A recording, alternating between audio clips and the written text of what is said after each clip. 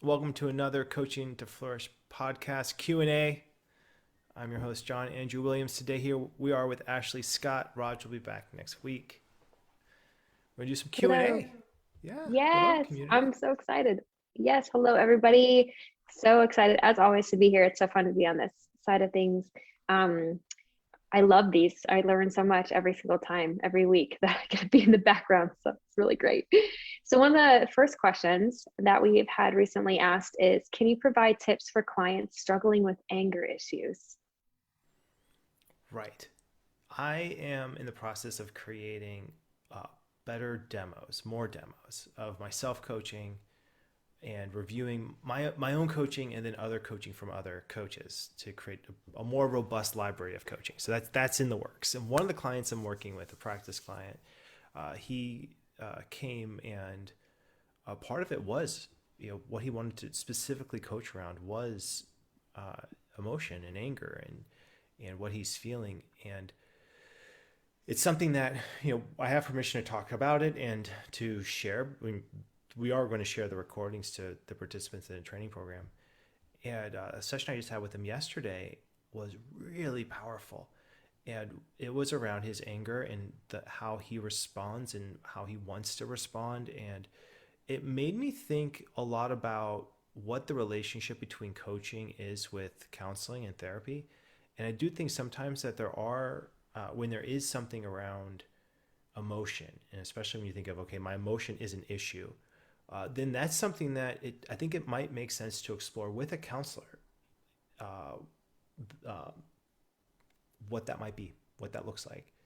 Uh, and the client I worked with, he said yesterday that he didn't want to go see a counselor because he didn't want to use that field in this realm. He really wanted a coaching approach to his emotion, and he didn't want to label it. He didn't want to feel like he had a diagnosis. He didn't want to go into the past or why. He didn't really want to dissect it too much, as opposed to creating a plan for how to deal with it and even use it to help him move forward. And we did that. The session wasn't my greatest coaching. It wasn't it it was I was okay.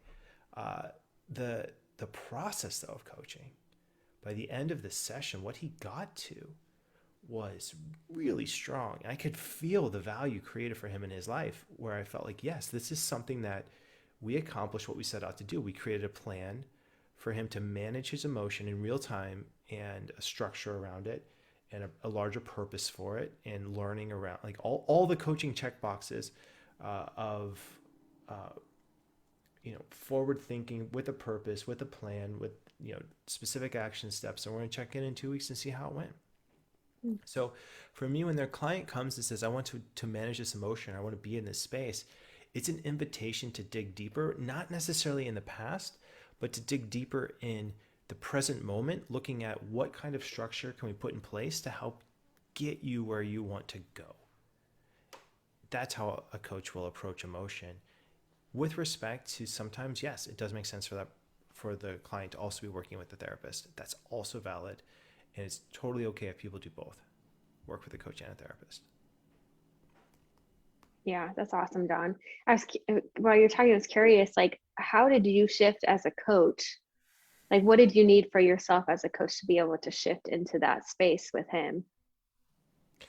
It requires letting go of a lot of ideas of what you think this is the direction this needs to go in, or this is what I think my client needs. I Mm. realized even in that session in real time, and I talked about it. I mean, I went into it. I did a, so we're doing these sessions. They're 30, 40, 50 minutes long. Right after the session, I do a debrief from 10 minutes where I think what worked well, what didn't work well. The clients do the same thing. I haven't seen his yet from yesterday. So I'm kind of curious to see what he said about the coaching and what's working, not working. We're going to find this out, right? I'm going to share these. These are going to be shared. Uh, the thing that I found in that session I had to really let go of was this idea of using anger as a tool or a benefit uh, for him to sharpen his purpose or to be angry and stay calm at the same time. That Mm. was that was there was an idea that I had. Oh, I'm curious about this. Not that it was a solution of sorts, but more as if what happens when the assumption that anger is to be like avoided or not gone into, or whatever. Like, what if we just embraced anger and asked, why is this useful, or what about anger is useful, and go in those directions. It didn't work great. It wasn't the path that he wanted to go down. And when we shifted more towards positive emotions that he really wanted to focus on how he can increase the positive emotion to create a stronger container and a safe space, even when he's in a situation where he might feel, in past situations where he might have reacted with anger. So it was, as a coach, what I realized I had to let go of and really lean into was, it requires you to let go of all ideas of what you think the client needs and the direction that the client needs to go in, and to really ask the client, what are the steps? What are your main takeaways? Where do you want to go from here? What do you want to focus on? What insights are you having from this conversation? What would make this worth it to you? Like, what would make the rest of this session worth it? Spending the time and energy looking at, not from a challenging standpoint, but from truly a curiosity standpoint. We as coaches, we really can give this much control of the agenda to the client. It's helpful. It's necessary. It makes the process better. So for me, the session felt a little bit like spaghetti. Like, I didn't know what I was doing. I didn't know what he was doing. We were just going all over. I'm asking these questions, trying to figure this stuff out. About 2/3 of the way through, the question is, okay, so what are we looking at here? What's the insight? What do you want to focus on? When he started shifting towards that positive thing, that positive emotion that he wanted to bring, it was like this session, it like everything just clicked. It just felt like, yes, we have it. And this is an insight that's not just going to heal him, but it feels like it heals the world. And heal, I don't know if coaches can use the word heal or not, but it does feel like there is an element of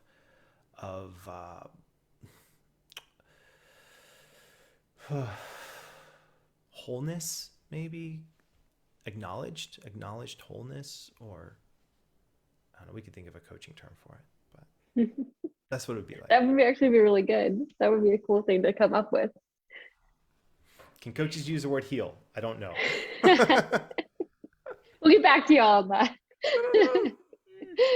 No, I think that's so neat though, John. Just this, and hopefully empowering for coaches listening, because I know when I first started coaching, I had so much pressure on myself to just say the right question and do the next right thing. And I was trying so hard to control the outcome of the coaching session, and not even really meaning to, but it was like, okay, I've got to ask the perfect questions. I got to make sure you have something that it's going to look like this and this and this. And it was once I started to let go, and there's sometimes I've been in coaching sessions too, where I'm like, I don't even know really what's happening.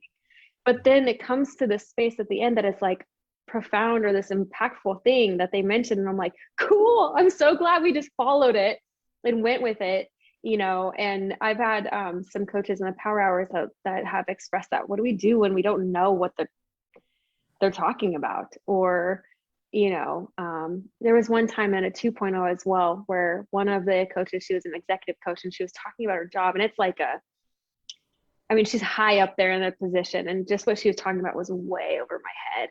And I remember just wanting to information gather. And then it was like, no, just be curious. You don't need to know exactly what everything she's saying. And she brought what she needed to that coaching session, I remember. And I remember being like, I'm so glad I didn't try to just take it my own way, because we would have totally dismissed the point. So hopefully that relieves just some pressure and empowers coaches with trusting the client in the process, and trusting themselves. If there's something that they don't know, it's okay. Like, they're curious, and they can meet that space at their level of listening and everything. So that's cool. Okay, so the next question we have is, what does it mean to live more authentically, and how do I know what that means to me? Absolutely. So the word authentic shares a Latin word, with the author, and it literally means someone being the author of their life. Mm. Thinking of, you get to write your narrative. You get to choose the narrative you want to take on.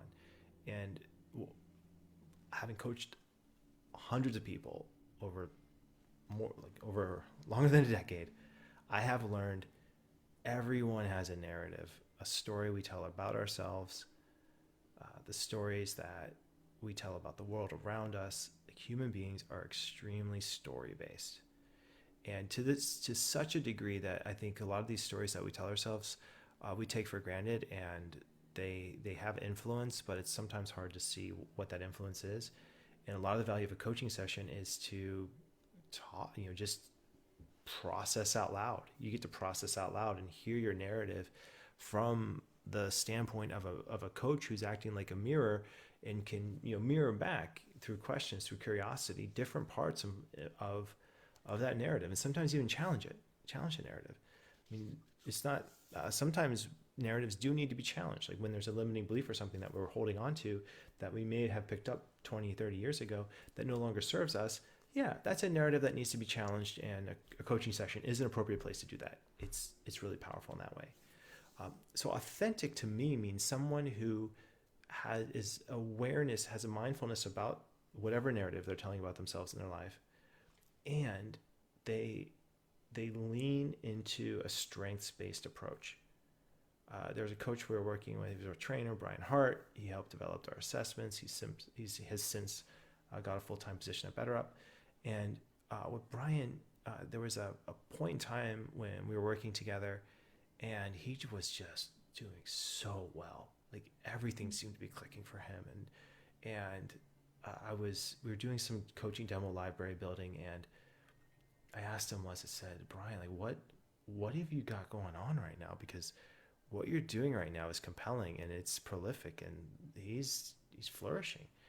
And he said he had a coaching session where he decided that he was only going to do things that aligned directly with his strengths. Mm-hmm. And once he realized what his strengths were, he realized his strength wasn't necessarily entrepreneurship, but his strength was to get into the nitty-gritty details and become detail-oriented around what coaching, like how coaching works, and the assessment of coaching, and the basically creating the spreadsheets and all those sheets that you remember when we went through those, and they were impressive. Like they were substantial, impressive, detailed. It was a lot, and it was someone who made a mindful, conscious decision to focus on their strengths. Mm-hmm. To me, that feels like the definition of authenticity. It's an awareness of the narrative we're telling about ourselves in the world, and then a awareness, almost courage, to focus on our strengths, and to ask for, allow others to help us, ask for help when we need it. And we do not have to go do these things alone. And this is similar to Marshall Goldsmith. He put something out there recently and said, what he's learned from being a coach for highly successful people in these organizations. One of the things, biggest takeaway, is that we don't have to do it all ourselves. We can ask for help. And I think that's authenticity. It's knowing your strengths and nurturing those, and then also being vulnerable, asking for help, understanding that asking for help in that sense is a strength. Yeah. I was thinking about that. I'm learning a lot about just like the power of community right now. And I was thinking of, how does community relate to authenticity? Mm-hmm. That's a question for you, I guess. I'm curious if your thoughts are on that. Yeah, I mean, it's what does the community say about you? And when we're looking at all of the marketing, I've been talking to a lot of different marketers with Coach Training EDU, and it's fascinating. When I was, in some ways, I felt more comfortable marketing my one-on-one coaching than I have ever felt marketing a coach training. And a common thing with marketing is asking the question, when people go with your brand, or when people go with any brand, the main question is not what does the brand, like what's the message of the brand? the main question is, what does what do the what does the brand say about the people who use it? For example, let's say you buy an Apple product. The big question isn't what's Apple's brand. The bigger question is, what are the kind of people who buy an Apple product? What does it say about them versus a PC? And it's what does it say about me? It fits back into that narrative.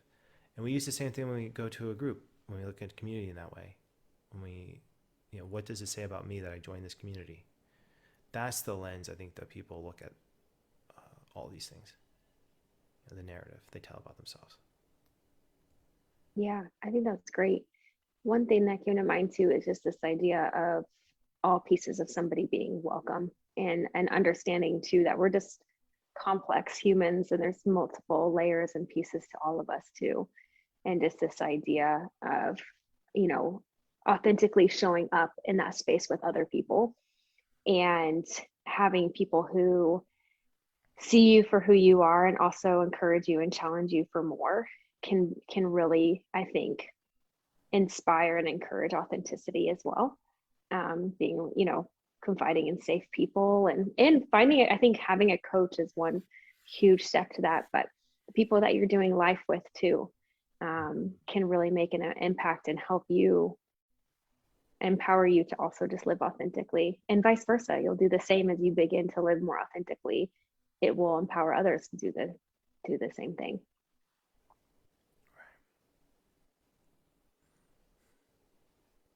Very cool. The next question is, can coach training help me through my own personal transformation? Yes. Oh yeah. Yes. You might be surprised. It's surprising. It surprised me at how much I grew from my own coach training and leadership, and then training other coaches, leading this thing. It feels like coach training is a way of personal development, and entrepreneurship is also another one, and just doing anything that's caring for human beings is a way of professional development. I'm still working my way through Seth Godin's Linchpin. Again, I haven't read it in a while, and I'm picking it up. And this idea that we are all artists, and I don't know why my camera's doing that. It seems it was being very artistic while you were talking about us all being artists. it wants to zoom out and zoom in. The idea of we're all artists, no matter if you're working as a entrepreneur, if you're working in an organization, if you are, whatever it is, this idea that you're doing something and you're giving you're caring about the work in a deeper way, and you're able to engage in emotional labor where you're able to connect with human beings. And what coach training does is it gives us specific tools that help us connect better with human beings. We learn how to listen more powerfully, to ask questions that have freer curiosity, and then to get into some of the ideas around positive psychology and a lot of these structures that people have created. These become scaffolds for looking at situations, being able to basically look at something with a map and say, okay, that goes there, this goes here, like the Cartman's drama triangle. You realize, okay, cool, if there's a struggle or tension in a relationship, let's map it out. Let's look at the interplay between the different parts of this relationship or situation. It just gives you a more detailed and robust way of viewing the world and yourself. You can't help but grow personally and develop in that way when we do these things. And so to me, that's where that was one of the biggest surprising things that people consistently say. I mean, you hear it too when in the exit interviews, that they grew as much personally as they grew professionally in this process. Yeah, I loved just what you said, how you spoke to that. It is, I mean, for me personally, that was huge. I remember jumping into the program, and my main focus was, how am I going to help others with this? And there wasn't any kind of, I was like, we're good. Like I'm on I'm on my journey. And it's totally changed the trajectory of so many things in my life, but my relationships, how I show up in those, how I approach work, it's just a ripple effect into so many other things. So yes, it's been really powerful in how I connect with clients, but it has transformed so many other areas of my life. And even how I face my own personal struggles or own personal hurdles and things, to have that knowledge and be able to have that self-awareness is really neat. And yes, most people that I talk to when we do the grad stories, it really is just this, everybody I think is kind of shocked. Even if we go in knowing we're going to learn things or maybe be transformed, I don't think the level of transformation is something that is expected for most coaches going through the program. And it's a really, really cool thing to get to hear, have they moved from this to this, or even this story that they had turning into this story. I mean, there's just so many degree of transformation that happens, I think, within the program. And so to encourage coaches to be open and be curious about themselves as they start the program or they're in the program, and give themselves some grace, because you are learning so much so quickly about yourself. And I think sometimes that can feel overwhelming because you're learning about yourself, learning how to become a coach. It won't feel like so much eventually. And the learning, personal learning and professional learning, will be so worth it and come a lot easier eventually. But yeah, the personal transformation is pretty awesome. And I think that's the journey of being a coach too. I think one thing that I've learned is I will continuously always be learning and growing. And that's what I want to be a part of my life. I don't want to stay stagnant. I want to become the best version of myself every year. And that comes with being curious about myself and growing with my clients, so I love that about the life coaching journey as well. Like, you have an opportunity once you tap into this world, there's no going back. It's going to impact you pretty strongly for the rest of your life. So I think that's really beautiful. I agree. I feel like there's a lot of, there's so much growth that happens in this field, where there is a misconception in the coaching world that you need to have your life totally together before you're able to help other people. It's not, it's, yeah. I mean, I don't know how much, like, people, when they get into this, when we were starting out in the early 2000s, and we said we wanted to be life coaches, the assumption is you need to be an expert in life before you can coach someone or how to do it. That, though, is a mentorship relationship. So the definition of a mentor is you're speaking to someone who's done what you want to do, and they're giving you practical advice to get to that place. That's mentorship. It's different from coaching. And coaching is more around, I view coaching almost like, it's not a commodity, but I think it's helpful to think of it like one, where if a coach approaches you with curiosity, powerful questions, if they're an expert in their own process of identifying assumptions, biases, perspectives, default narratives, things like this. If someone is an expert in identifying that, what a coach can do then is simply raise awareness. Mm. No matter what the situation, no matter who they're working with, a coach is an expert in raising awareness. With that, then you can start to, there's a development process that has to happen. If you raise awareness, you are developing. Developing comes from a Latin word, means velo, means to fold. You're literally you're folding out. You're allowing the unraveling of awareness to happen in bigger and in more substantial ways. So this is, for me, like, this is almost synonymous. Like, it's almost like awareness is almost synonymous with development, especially when you're applying it with insight and action and learning and moving forward. yeah, I mean, this is the coaching process. Hmm. Yeah. And I apologize. I mean, I get a lot of phone calls. It's pretty, pretty wild how many things are all the moving parts. But I need That to, makes me, oh, sorry, John. Go ahead. I just need to put on no notifications. That's part of my pre checklist. Need to do it better. Well, we hop from one meeting to this. So, what I'm curious is how, like, what is one thing that somebody can do this week to apply that coaching perspective to their own life, that awareness, or even a question they can ask themselves? My favorite question that I've been playing with, and I use a lot in my coaching. I realize, yeah, I have some standard coaching questions that I would say are almost habitual or habitual ways of thinking. One of those is looking at seemingly negative things and asking, what's the benefit of this?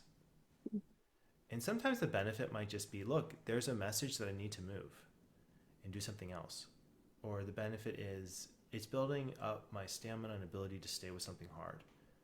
Mm. Or the benefit is I don't know of anything right now. I just need to breathe. Like, but I do like this question. What is the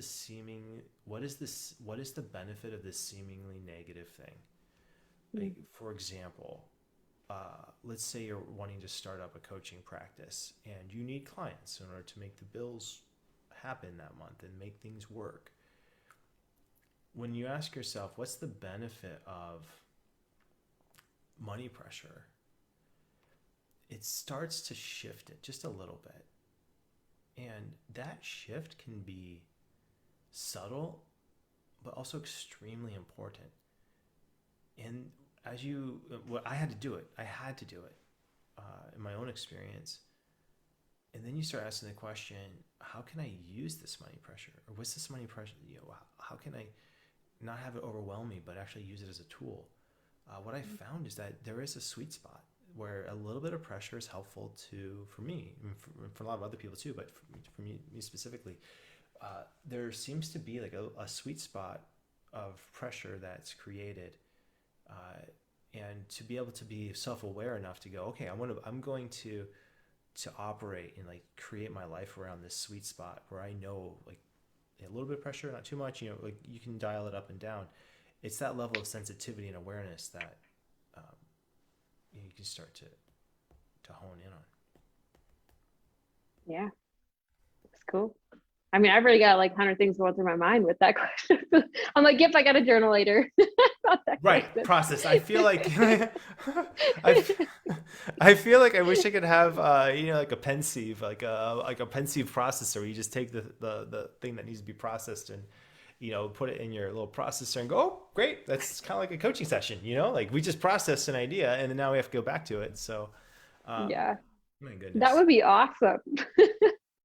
it's called coaching. Yeah, Yes, with make it someone else. work. Well, and I think with that too, the power of bringing somebody else into this too, I think is Mhm. incredibly transformative. We can do a lot of work on our own, and we can have awareness and all these things, but bringing somebody into that space, oh man, it's just a whole nother level. And for you to feel known and seen by somebody in your processes and your stories and all those things allows, I think, of sometimes us to see even truer version of ourselves or a more empowered version of ourselves than we can on our own. um, and so yes, the process, that would be cool for some things, but ultimately people, I think, can really help enhance that experience for our own personal journeys as well. Mhm. I think you got to the heart of it, Ashley. Where in that process, people get to hear themselves in a shared space where they can become a more empowered version of themselves, which goes back to the root of the word authentic from author. We literally get to be a more empowered author of our lives. And that Yeah. to me is when people are really stepping into authenticity and empowerment, is when they take authorship. Yeah. That's so cool, John. Thank you. It's Well, I think we're at our time. That moved by so fast. Thank you for your insights today. It's really awesome. too. This is so much fun. Ashley, it's fun to have you on these. I know this is really, I mean, Make I'm it literally more like, oh, regular. for sure gonna journal later. So no, this was At super least, fun. 3 times a quarter or something. We can work it in there. Or maybe you and Raj. Maybe we don't need me here every week. Well, we can work some things out. But Yeah. let us know, Anytime I get to hang out community. with y'all, it's great. Yeah, Yeah. chat us in the comments about what you'd like to see and where these things are going. I am loving these, and like I said, we have more to come, and also we're going to be doing the coaching demo library and rolling those out here in the next couple of weeks, and I'm excited for those. I feel like those will help people get an actual sense. Okay, this is what coaching is. This is how it works. This is what it is and isn't. So yeah, we have a lot more content to come.